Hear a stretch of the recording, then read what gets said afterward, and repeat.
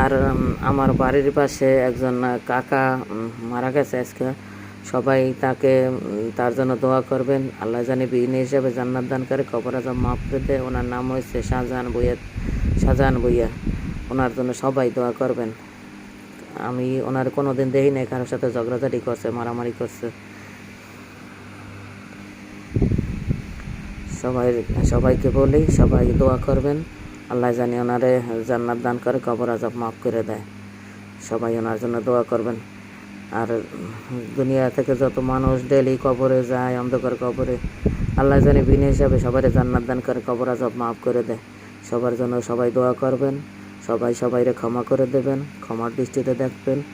আপনি অন্যকে ক্ষমা করে দিলে আল্লাহ আপনাকে ক্ষমা করে দেবে। আর আপনি যদি ক্ষমা না করতেন তো আপনারও তো আল্লাহ ক্ষমা করবে না। তাই আমাদের মুসলমানদের কাজ হচ্ছে ক্ষমা করা। আমরা নবীর উম্মত, আমার দয়ার নবীর মায়ার নবীর উম্মত, আমাদেরকে সবাইরে ক্ষমা করতে হইবে।